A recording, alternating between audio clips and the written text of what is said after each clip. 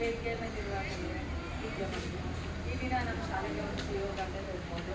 ನಮ್ಮ ಹಳೆಯ ವಿದ್ಯಾರ್ಥಿಗಳ ಸಂಘ ನಮ್ಮ ಇಲಾಖೆಯಿಂದ ಒಂದು ಘೋಷಣೆಯನ್ನು ಹೊರಡಿಸಿದ್ರು. ಹಳೆಯ ವಿದ್ಯಾರ್ಥಿಗಳ ಸಂಘಗಳನ್ನು ಮಾಡಿಕೊಂಡು ಒಂದಷ್ಟು ಶಾಲೆಯನ್ನು ಇಂಪ್ರೂವ್ ಮಾಡಿ ಅಂತ ಕೇಳಿದ್ರು. ನಾವೇನು ಮಾಡಿದ್ವಿ, ಒಂದು ಹಳೆಯ ವಿದ್ಯಾರ್ಥಿಗಳ ಸಂಘವನ್ನು ಇತ್ತೀಚೆಗೆ ನವೆಂಬರ್ ಒಳಗೇನೆ ನಾವು ಒಂದು ಕಾರ್ಯಕ್ರಮ ಮಾಡಬೇಕು ಅಂತ ಹೋದ ತಿಂಗಳು ಒಂದು ಸಂಘವನ್ನು ಮಾಡಿದ್ವಿ.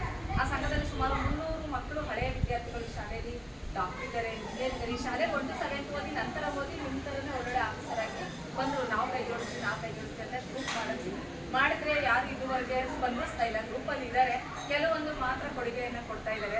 ಸುಣ್ಣ ಬಣ್ಣದ ವ್ಯವಸ್ಥೆ ಆಗ್ತಾ ಇದೆ, ನೀರಿನ ವ್ಯವಸ್ಥೆ ಆಗ್ತಾ ಇದೆ, ಮತ್ತೆ ಕೆಲವೊಂದು ಚಿಕ್ಕ ಚಿಕ್ಕ ಪುಟ್ಟ ಸಲಹೆಗಳನ್ನ ಕೊಡ್ತಾರೆ, ಬರ್ತಾರೆ.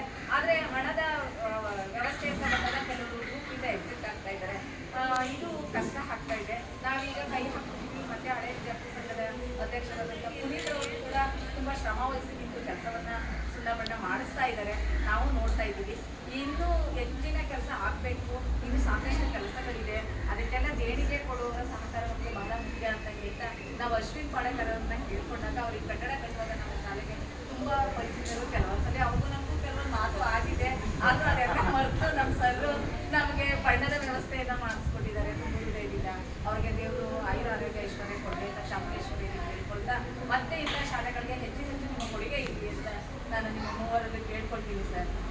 ಇನ್ನೇನಾದರೂ ಇದ್ರೆ ನಮ್ಮ ಶಾಲೆಗೆ ಕೊಡಿ ಅಂತ ಕೇಳಲ್ಲ. ಇನ್ನೂ ಇಂಥ 100 ಶಾಲೆಗಳಿದೆ, ಗುರುತಿಸಿ ನೀವು ಮಾಡಿದ್ರೆ ನಮಗೂ ಸಂತೋಷ. ಸರ್ಕಾರಿ ಶಾಲೆ ಹುಡುಗಿಗಾಗಿ ಸರ್ಕಾರ ವಿನೂತನ ಕಾರ್ಯಕ್ರಮಗಳನ್ನ ಹಮ್ಮಿಕೊಂಡಿದೆ, ಅದರಲ್ಲಿ ಇದು ಒಂದು. ಖಂಡಿತ ನಿಮಗೆ ಏನನ್ಸುತ್ತೋ ಇಂಥ ಶಾಲೆಗಳನ್ನ ಅಭಿವೃದ್ಧಿಪಡಿಸಿ ಸರ್ಕಾರಿ ಕನ್ನಡ ಶಾಲೆಗಳು ಉಳ್ಕೊಳ್ಳೋಕ್ಕಂತ ಒಂದು ಅವಕಾಶವನ್ನು ಮಾಡಿಕೊಡಿ ಅಂತ ಹೇಳ್ತಾ ನಾನು 2 ಮಾತು